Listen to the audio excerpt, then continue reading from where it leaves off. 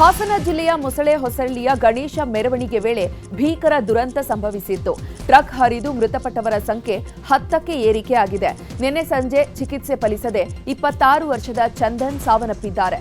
ಗಂಭೀರವಾಗಿ ಗಾಯಗೊಂಡಿದ್ದ ಚಂದನ್ಗೆ ಹಿಮ್ಸ್ ಆಸ್ಪತ್ರೆಯ ಐಸಿಯುನಲ್ಲಿ ಚಿಕಿತ್ಸೆ ನೀಡಲಾಗ್ತಾ ಇತ್ತು. ಮೃತ ಚಂದನ್ ಹಾಸನ ಜಿಲ್ಲೆಯ ಶಿವಯ್ಯನಕೊಪ್ಪಲು ಗ್ರಾಮದವರು. ಹಾಸನ ಅಪಘಾತ ಪ್ರಕರಣಕ್ಕೆ ಸಂಬಂಧಪಟ್ಟಂತೆ ಟ್ರಕ್ ಚಾಲಕ ಭುವನೇಶ್ ವಿರುದ್ಧ ಎಫ್ಐಆರ್ ದಾಖಲಾಗಿದೆ.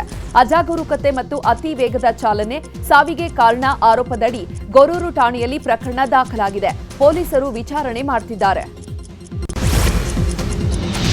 ಮೊಸಳೆ ಹೊಸಳ್ಳಿ ದುರಂತದಲ್ಲಿ ಗಾಯಗೊಂಡವರ ಆರೋಗ್ಯವನ್ನ ಮಾಜಿ ಪ್ರಧಾನಿ ಎಚ್ಡಿ ದೇವೇಗೌಡ ವಿಚಾರಿಸಿದ್ದಾರೆ. ಹಾಸನದ ಹಿಮ್ಸ್ ಆಸ್ಪತ್ರೆಗೆ ಭೇಟಿ ಕೊಟ್ಟು ವೀಲ್ ಚೇರ್ನಲ್ಲಿ ಬಂದೇ ಗಾಯಾಳುಗಳ ಆರೋಗ್ಯವನ್ನ ವಿಚಾರಿಸಿದ್ರು. ಇದಕ್ಕೂ ಮೊದಲು ಮಾತನಾಡಿದ ಎಚ್ಡಿಡಿ, ಬೇರೆ ರಾಜ್ಯಗಳಲ್ಲಿ ಹೇಗೆ ಪರಿಹಾರವನ್ನ ನೀಡುತ್ತಿದ್ದಾರೆ ಅದೇ ರೀತಿಯಲ್ಲಿಯೇ ರಾಜ್ಯ ಸರ್ಕಾರ ಹೆಚ್ಚಿನ ಪರಿಹಾರ ನೀಡಬೇಕು. ಗಣೇಶ ದುರಂತದಲ್ಲಿ ಮೃತಪಟ್ಟವರ ಕುಟುಂಬಗಳಿಗೆ 10 ಲಕ್ಷ ಪರಿಹಾರ ನೀಡಿ ಅಂತ ಆಗ್ರಹಿಸಿದ್ರು. ಎಚ್ಡಿ ದೇವೇಗೌಡರು ರಾತ್ರಿ ಹಾಸನದಲ್ಲಿ ವಾಸ್ತವ್ಯ ಹೂಡಿದ್ದಾರೆ. ಅಪಘಾತ ಪ್ರಕರಣದಲ್ಲಿ ಸಾವು ನೋವಿಗೆ ಮಾತನಾಡಿದ್ದಾರೆ. ಮೃತರ ಕುಟುಂಬಸ್ಥರಿಗೆ ಪಕ್ಷದ ವತಿಯಿಂದ ಸಹಾಯಧನ ಮಾಡೋದಾಗಿ ಹೇಳಿದ್ದಾರೆ ಮತ್ತು ಬೆಳಿಗ್ಗೆ 11:30ಕ್ಕೆ ಸುದ್ದಿಗೋಷ್ಠಿಯನ್ನ ಕರೆದಿದ್ದಾರೆ. ಇನ್ನು ಹಾಸನದ ಘೋರ ದುರಂತಕ್ಕೆ ಪ್ರಧಾನಿ ಮೋದಿ ಕಳವಳ ವ್ಯಕ್ತಪಡಿಸಿದ್ದಾರೆ. ಈ ಬಗ್ಗೆ ಎಕ್ಸ್ನಲ್ಲಿ ಪೋಸ್ಟ್ ಮಾಡಿರುವ ಮೋದಿ, ಅಪಘಾತದಲ್ಲಿ ಮಡಿದವರಿಗೆ ಸಂತಾಪಗಳು, ಮೃತರ ಕುಟುಂಬಸ್ಥರಿಗೆ 2 ಲಕ್ಷ ಪರಿಹಾರ ಮತ್ತು ಗಾಯಾಳುಗಳ ಕುಟುಂಬಸ್ಥರಿಗೆ 50,000 ಪರಿಹಾರ ಧನವನ್ನ ಕೊಡೋದಾಗಿ ಘೋಷಣೆ ಮಾಡಿದ್ದಾರೆ. ಈ ನಡುವೆ 5 ಲಕ್ಷ ಪರಿಹಾರ ಸಾಕಾಗಲ್ಲ, ಇನ್ನಷ್ಟು ಜಾಸ್ತಿ ಪರಿಹಾರ ಕೊಡಿ ಅಂತ ಸರ್ಕಾರವನ್ನ ಆಗ್ರಹಿಸಿದ್ದಾರೆ. ಮೊಸಳೆ ಹೊಸಳ್ಳಿಯಲ್ಲಿ ನಡೆದ ಅಪಘಾತದಲ್ಲಿ 10 ಜನ ಸಾವನ್ನಪ್ಪಿದ ದುರಂತಕ್ಕೆ ಬೂಕರ್ ಪ್ರಶಸ್ತಿ ವಿಜೇತೆ ಬಾನು ಮುಷ್ತಾಕ್ ಕಂಬನಿ ಮಿಡಿದಿದ್ದಾರೆ. ನಮ್ಮ ಜಿಲ್ಲೆ ಹಾಸನದಲ್ಲೇ ಇಂತಹ ದಾರುಣ ದುರಂತ ನಡೆದಿರಲಿಲ್ಲ. ಇನ್ನು ಮೊಸಳೆ ಹೊಸಳ್ಳಿಯಲ್ಲಿನ ಈ ಘಟನೆ ಆಘಾತಕಾರಿ ಸಂಗತಿ. ಈ ದುರಂತದಲ್ಲಿ ಮೃತಪಟ್ಟ ಎಲ್ಲರಿಗೂ ಭಾವಪೂರ್ವ ಶ್ರದ್ಧಾಂಜಲಿಯನ್ನ ಸಲ್ಲಿಸುತ್ತೇನೆ ಅಂತ ಸೋಷಿಯಲ್ ಮೀಡಿಯಾದಲ್ಲಿ ಪೋಸ್ಟ್ ಹಾಕಿದ್ದಾರೆ. ಚಿತ್ರದುರ್ಗದಲ್ಲಿ ಹಿಂದೂ ಮಹಾಸಭಾ ಗಣಪತಿಯ ಶೋಭಾಯಾತ್ರೆ ಭರ್ಜರಿಯಾಗಿ ನಡೆಯಿತು. ವಿಶ್ವ ಹಿಂದೂ ಪರಿಷತ್ ಭಜರಂಗ ದಳದ ಕಾರ್ಯಕರ್ತರು ಶೋಭಾಯಾತ್ರೆಯಲ್ಲಿ ಭಾಗಿಯಾಗಿದ್ದರು. ಜೈನ್ ಧಾಮದಿಂದ ಚಂದ್ರವಳ್ಳಿಯವರೆಗೂ ಕೂಡ ಬೃಹತ್ ಶೋಭಾಯಾತ್ರೆ ನಡೆಯಿತು. ಇನ್ನು ಶೋಭಾಯಾತ್ರೆಗೂ ಮುನ್ನ ಹಾಸನದ ಘೋರ ದುರಂತದಲ್ಲಿ ಮಡಿದವರಿಗೆ ಸಂತಾಪ ಸೂಚಿಸಲಾಯಿತು. ಬೆಳಗಿನ ಜಾವ ಶೋಭಾಯಾತ್ರೆ ಸಂಪನ್ನಗೊಂಡಿದ್ದು ಚಂದ್ರವಳ್ಳಿ ತೋಟದ ಬಾವಿಯಲ್ಲಿ ವಿಸರ್ಜನೆ ಮಾಡಲಾಯಿತು. ಇನ್ನು ಗಣೇಶ ವಿಸರ್ಜನೆ ಹಿನ್ನೆಲೆ ಬಾವಿಯನ್ನ ಹೂವಿನಿಂದ ಅಲಂಕಾರ ಮಾಡಲಾಗಿತ್ತು. ವಿಸರ್ಜನೆ ಮೆರವಣಿಗೆಯಲ್ಲಿ ಶ್ರೀ ಬಸವಮೂರ್ತಿ ಮಾದಾರ ಚೆನ್ನಯ್ಯ ಸ್ವಾಮೀಜಿ ಉಪಸ್ಥಿತರಿದ್ದರು.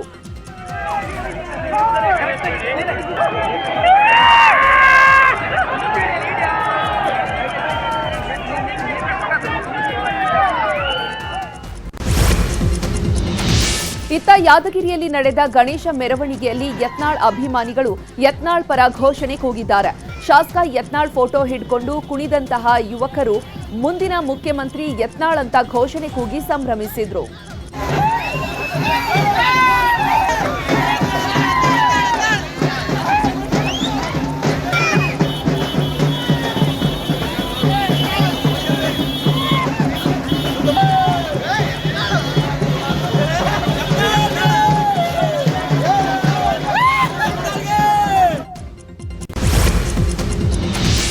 ಗಣೇಶ ಮೆರವಣಿಗೆ ವೇಳೆ ಜನರ ಹುಚ್ಚಾಟವನ್ನ ತಡೆಯಲು ಹೋದ ಪೊಲೀಸರ ಮೇಲೆಗೆ ಹಲ್ಲೆಗೆ ಯತ್ನಿಸಿದ ಪರಿಣಾಮ ಪೊಲೀಸರು ಲಘು ಲಾಠಿ ಚಾರ್ಜ್ ಮಾಡಿದ ಘಟನೆ ಧಾರವಾಡದ ನರೇಂದ್ರ ಗ್ರಾಮದಲ್ಲಿ ನಡೆಯಿತು.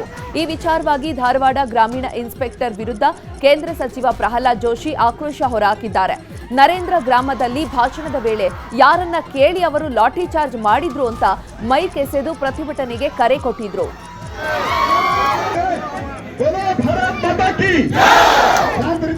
ಎಸ್ಪಿ ಅವರ ಅವ ನೀವಿದ್ದಾಗ ಡಿವೈಎಸ್ಪಿ ಇದ್ದಾಗ ಅವ ಯಾರನ್ನ ಕೇಳಿ ಮಾಡಿದವ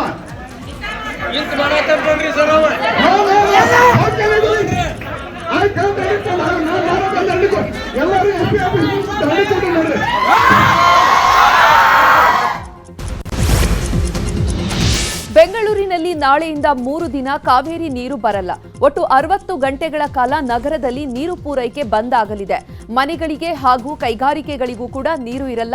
ಬಳಕೆಗೆ ಬೇಕಾಗುವಷ್ಟು ನೀರನ್ನ ಶೇಖರಿಸಿಟ್ಟುಕೊಳ್ಳುವಂತೆ ಸಾರ್ವಜನಿಕರಿಗೆ ಈಗಾಗಲೇ ಜಲಮಂಡಳಿ ಮನವಿ ಮಾಡಿದೆ. ನಾಳೆ ಮಧ್ಯರಾತ್ರಿ 1 ಗಂಟೆಯಿಂದ ಸೆಪ್ಟೆಂಬರ್ 17ರ ಮಧ್ಯಾಹ್ನ 1 ಗಂಟೆವರೆಗೆ ನೀರು ಪೂರೈಕೆ ಇರೋದಿಲ್ಲ.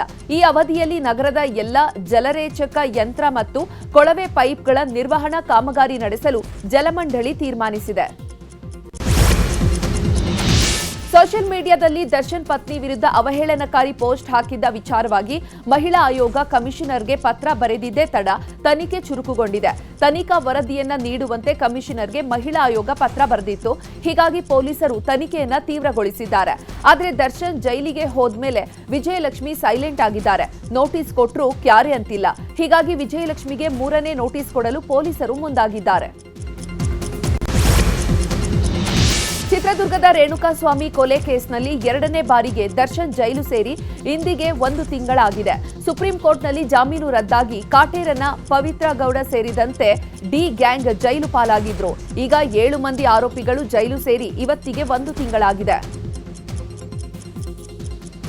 ಇನ್ನು ದರ್ಶನ್ ಅಂಡ್ ಗ್ಯಾಂಗ್ ಅನ್ನ ಮೇನ್ ಜೈಲ್ಗೆ ಶಿಫ್ಟ್ ಮಾಡೋ ಸಾಧ್ಯತೆ ಕಡಿಮೆ ಇದೆ. ಕ್ವಾರಂಟೈನ್ ಸೆಲ್ನಲ್ಲೇ ಡಿ ಗ್ಯಾಂಗ್ ಇಡಲು ಅಧಿಕಾರಿಗಳು ಚಿಂತನೆ ಮಾಡಲಾಗ್ತಾ ಇದೆ. ಸದ್ಯಕ್ಕೆ ಕ್ವಾರಂಟೈನ್ ಸೆಲ್ನಲ್ಲಿರುವಂತಹ ದರ್ಶನ್ ಅನ್ನ ಮೇನ್ ಜೈಲಿಗೆ ಶಿಫ್ಟ್ ಮಾಡುವಂತೆ ದರ್ಶನ್ ಪರ ವಕೀಲರು ಮನವಿ ಮಾಡಿದ್ದಾರೆ. ಆದರೆ ಆಡಳಿತದ ದೃಷ್ಟಿಯಿಂದ ಭದ್ರತಾ ಸಮಸ್ಯೆಯಿಂದ ಕ್ವಾರಂಟೈನ್ ಸೆಲ್ನಲ್ಲೇ ಜೈಲಾಧಿಕಾರಿಗಳು ಮುಂದುವರೆಸಿದ್ದಾರೆ.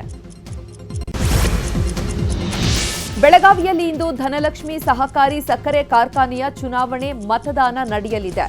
ಮತ್ತು ಯಾದವಾಡ ಹಾಗೂ ಹಿರೇರೆಡ್ಡಿ ಗುಂಪಿನ ನಡುವೆ ಪ್ರತಿಷ್ಠೆಯ ಫೈಟ್ ನಡೆಯಲಿದೆ. ಯಾದವಾಡ ಹಾಗೂ ಹಿರೇರೆಡ್ಡಿ ಗುಂಪಿನಿಂದ 18 ಜನ ಸ್ಪರ್ಧೆ ಮಾಡ್ತಿದ್ದಾರೆ. 19,000 ಜನ ಷೇರುದಾರರಿಂದ ಮತದಾರರಿಂದ ಹಕ್ಕು ಚಲಾವಣೆ ನಡೆಯಲಿದೆ.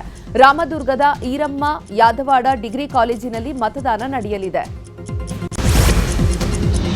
ಬೆಂಗಳೂರು ದಕ್ಷಿಣ ಜಿಲ್ಲೆಯ ಮಾಗಡಿ ಪಟ್ಟಣದಲ್ಲಿ ಉಚಿತ ಗಿಫ್ಟ್ ಬಾಕ್ಸ್ಗಾಗಿ ನೂಕುನುಗ್ಗಲು ತಳ್ಳಾಟ ನಡೆದಿದೆ. ಟಿಎಪಿಎಂಎಸ್ನ ಸರ್ವ ಸದಸ್ಯರ ಸಭೆ ನಿಮಿತ್ತ ಸಭೆಗೆ ಬಂದಿದ್ದಂತಹ ಸದಸ್ಯರಿಗೆ ಸಂಘದ ವತಿಯಿಂದ ಟೋಕನ್ ನೀಡಲಾಗಿತ್ತು. ಸಭೆ ನಂತರ ಟೋಕನ್ ಕೊಟ್ಟು ಗಿಫ್ಟ್ ಬಾಕ್ಸ್ ಅನ್ನು ಪಡೆಯುವ ವೇಳೆ ತಳ್ಳಾಟವಾಗಿದೆ. ಈ ವೇಳೆ ಸಾತನೂರು ಗ್ರಾಮದಿಂದ ಬಂದಿದ್ದ ಆಂಜನಪ್ಪ ಅನ್ನೋರಿಗೆ ಗಾಯವಾಗಿದೆ.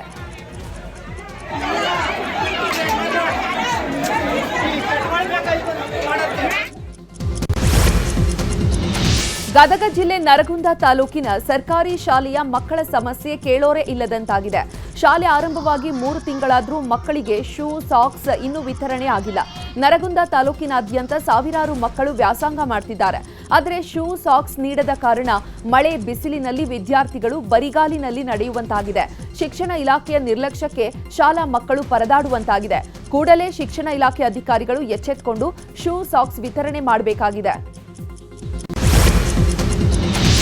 ಚಾಮರಾಜನಗರ ಜಿಲ್ಲೆ ಚಿಕ್ಕರಂಗಶೆಟ್ಟಿ ದೊಡ್ಡಿ ಗ್ರಾಮದ ಬಳಿ ಚಿರತೆ ಕಾಣಿಸಿಕೊಂಡಿದ್ದು ಗ್ರಾಮಸ್ಥರು ಭಯಭೀತರಾಗಿದ್ದಾರೆ. ಕಳೆದ 1 ವಾರದಿಂದ ಚಿರತೆ ಓಡಾಟ ಹೆಚ್ಚಾಗಿದ್ದು ರೈತರು ತಮ್ಮ ಜಮೀನುಗಳಿಗೆ ಹೋಗೋದಕ್ಕೆ ಭಯ ಪಡುವಂತಾಗಿದೆ. ಇನ್ನು ಚಿರತೆಯನ್ನ ಸೆರೆ ಹಿಡಿಯಬೇಕು ಹಾಗೂ ಕಾಡಂಚಿನಲ್ಲಿ ಸೋಲಾರ್ ಬೇಲಿ ಅಳವಡಿಸಬೇಕು, ಕಾಡು ಪ್ರಾಣಿಗಳ ಹಾವಳಿಯನ್ನ ತಪ್ಪಿಸಬೇಕು ಅಂತ ಗ್ರಾಮಸ್ಥರು ಆಗ್ರಹಿಸಿದ್ದಾರೆ. ಗುಮ್ಮಟನಗರಿ ವಿಜಯಪುರದಲ್ಲಿ ಮತ್ತೆ ನಾಯಿ ಹಾವಳಿ ಶುರುವಾಗಿದೆ. ಈವರೆಗೆ ಹಾದಿ ಬೀದಿಯಲ್ಲಿ ಕಚ್ತಾ ಇದ್ದ ನಾಯಿಗಳು ಈಗ ಮನೆಗೆ ನುಗ್ಗಿ ಮಕ್ಕಳ ಮೇಲೆ ಅಟ್ಯಾಕ್ ಮಾಡ್ತಾ ಇದೆ. ನಗರದ ಬಾವಡಿಯ ಶಕ್ತಿ ನಗರದಲ್ಲಿ 3 ವರ್ಷದ ಮಗುವಿನ ಮೇಲೆ ನಾಯಿ ದಾಳಿ ನಡೆಸಿದ್ದು ಕೂದಲೆಳೆ ಅಂತರದಲ್ಲಿ ಪ್ರಾಣಾಪಾಯದಿಂದ ಮಗು ಬಚಾವಾಗಿದೆ. ಪಾಲಿಕೆ ವಿರುದ್ಧ ಜನ ಆಕ್ರೋಶ ವ್ಯಕ್ತಪಡಿಸಿದ್ದಾರೆ. ಕೃಷ್ಣನಾಡು ಉಡುಪಿಯಲ್ಲಿ ಸದ್ಯ ಅಷ್ಟಮಿ ಸಂಭ್ರಮ ಮನೆ ಮಾಡಿದೆ. ಶ್ರೀಕೃಷ್ಣ ಮಠದಲ್ಲಿ ಶ್ರೀಕೃಷ್ಣ ಜನ್ಮಾಷ್ಟಮಿಗೆ ಸಿದ್ಧತೆಗಳು ಭರದಿಂದ ನಡೆದಿದೆ. ಅಷ್ಟಮಿಗಾಗಿ ಉಂಡೆ ಚಕ್ಕುಲಿಗಳು ಈಗಾಗಲೇ ಸಿದ್ಧವಾಗಿದೆ. ಇನ್ನು ಮುಂಜಾನೆಯಿಂದಲೇ ಕೃಷ್ಣ ರಥಬೀದಿಯಲ್ಲಿ ಸಂಭ್ರಮ ಜೋರಾಗಿದೆ. ಹಾಗೆ ನಾಳೆ ನಡೆಯುವಂತಹ ಕೃಷ್ಣ ಲೀಲೋತ್ಸವಕ್ಕೆ ಭರದ ಸಿದ್ಧತೆ ನಡೀತಾ ಇದೆ. ನಿನ್ನೆ ಮಂಡ್ಯದಲ್ಲಿ ಗಗನಚುಕ್ಕಿ ಜಲಪಾತೋತ್ಸವ ಕಾರ್ಯಕ್ರಮ ನಡೆಯಿತು. ಸಿಎಂ ಸಿದ್ದರಾಮಯ್ಯ ದೀಪ ಬೆಳಗಿಸುವ ಮೂಲಕ ಕಾರ್ಯಕ್ರಮಕ್ಕೆ ಚಾಲನೆ ನೀಡಿದ್ರು.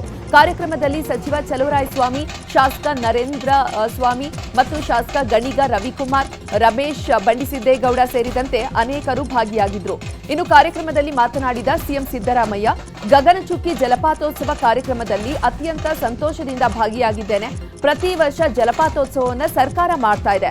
ಈ ಕಾರ್ಯಕ್ರಮ ಆರ್ಥಿಕ ವೃದ್ಧಿಗೆ ಸಹಕಾರಿಯಾಗಿದೆ ಎಂದರು. ಬಳಿಕ ಸಂಗೀತ ಮಾಂತ್ರಿಕ ಅರ್ಜುನ್ ಜನ್ಯ ತಂಡದಿಂದ ಮ್ಯೂಸಿಕಲ್ ನೈಟ್ಸ್ ಕಾರ್ಯಕ್ರಮ ನಡೆಯಿತು.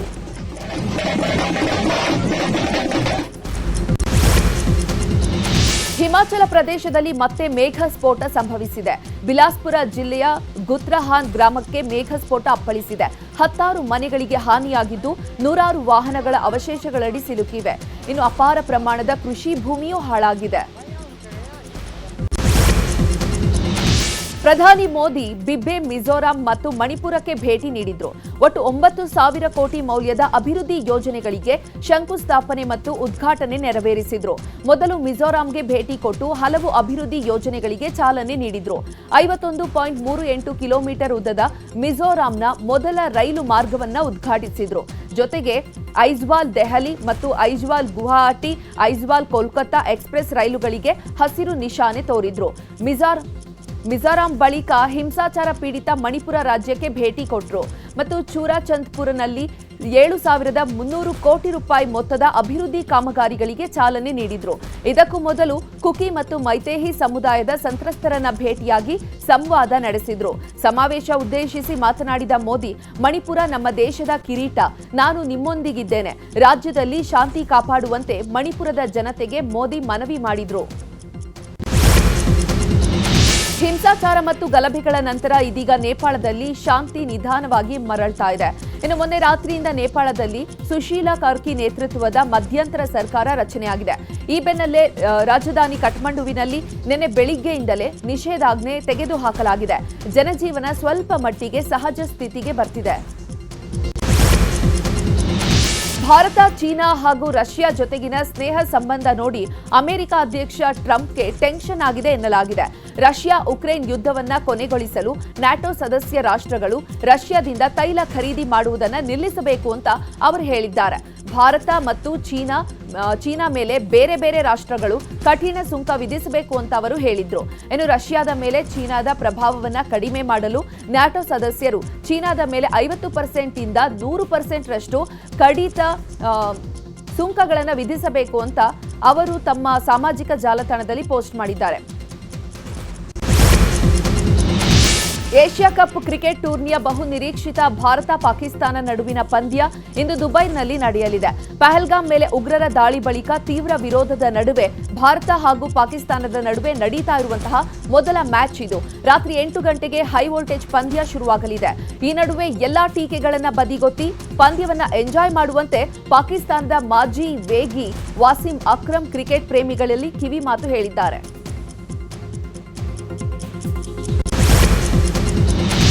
ಇಂದು ಇಂಡಿಯಾ ಮತ್ತು ಪಾಕಿಸ್ತಾನ ನಡುವೆ T20 ಮ್ಯಾಚ್ ಇರೋದ್ರಿಂದ ಅಭಿಮಾನಿಗಳು ಭಾರತ ತಂಡಕ್ಕೆ ಶುಭ ಹಾರೈಸಿದ್ದಾರೆ. ಪಹಲ್ಗಾಮ್ ಉಗ್ರರ ಅಟ್ಟಹಾಸದ ಬಳಿಕ ಭಾರತ ಪಾಕ್ ನಡುವೆ ಇದು ಮೊದಲ ಮ್ಯಾಚ್ ಆಗಿದೆ. ಹೀಗಾಗಿ ಮ್ಯಾಚ್ ಹಿನ್ನೆಲೆ ಬೆಂಗಳೂರಿನಲ್ಲಿ ಪೊಲೀಸರು ಅಲರ್ಟ್ ಆಗಿದ್ದಾರೆ. ಸಾರ್ವಜನಿಕರ ಸೇಫ್ಟಿ ಹಿನ್ನೆಲೆಯಲ್ಲಿ ಕೆಲವು ಮುತುವರ್ಜಿ ಕ್ರಮ ವಹಿಸುವಂತೆ ಪೊಲೀಸ್ ಕಮಿಷನರ್ ಸೀಮಂತ್ ಕುಮಾರ್ ಸಿಂಗ್ ಸೂಚನೆ ನೀಡಿದ್ದಾರೆ. ಸಾರ್ವಜನಿಕವಾಗಿ LED ಅಳವಡಿಸಲು ಪೊಲೀಸರು ಅನುಮತಿ ಕಡ್ಡಾಯವಾಗಿದೆ. ಅಲ್ಲದೆ ಮಾಲ್, ಪಬ್ ಮತ್ತು ಮೈದಾನದಲ್ಲಿ ಪಂದ್ಯದ ವೇಳೆ ಘೋಷಣೆ ಕೂಗುವವರ ಮೇಲೆ ಪೊಲೀಸರು ನಿಗಾ ವಹಿಸಿದ್ದಾರೆ. ಇಂದು ಭಾರತ ಪಾಕಿಸ್ತಾನ ನಡುವೆ ಏಷ್ಯಾ ಕಪ್ ಕ್ರಿಕೆಟ್ ಟೂರ್ನಿ ನಡೆಯಲಿದೆ. ಹೀಗಾಗಿ ರಾಯಚೂರಿನಲ್ಲಿ ಭಾರತದ ಗೆಲುವಿಗೆ ಕ್ರಿಕೆಟ್ ಅಭಿಮಾನಿಗಳು ಶುಭ ಹಾರೈಸಿದ್ದಾರೆ. ಪಾಕಿಸ್ತಾನದ ವಿರುದ್ಧ ಭಾರತ ಜಯಭೇರಿ ಬಾರಿಸಲಿ ಅಂತ ಮಕ್ಕಳು ವಿಶ್ ಮಾಡಿದ್ದಾರೆ.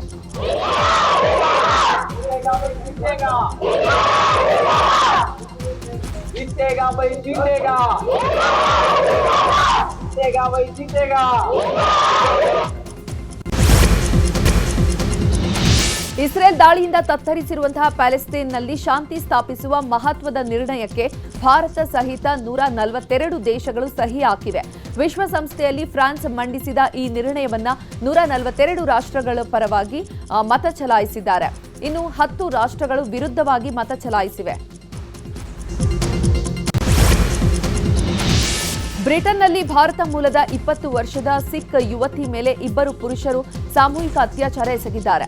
ಅಲ್ಲದೆ ಮೊದಲು ನಿನ್ನ ದೇಶಕ್ಕೆ ತೊಲಗು ಅಂತಲೂ ಕೂಡ ಯುವತಿಗೆ ಹಿಂಸೆ ಕೊಟ್ಟಿದ್ದಾರೆ. ಬ್ರಿಟನ್ನ ಓಲ್ಡ್ ಜಬರಿ ಪಟ್ಟಣದಲ್ಲಿ ಈ ಘಟನೆ ನಡೆದಿದೆ.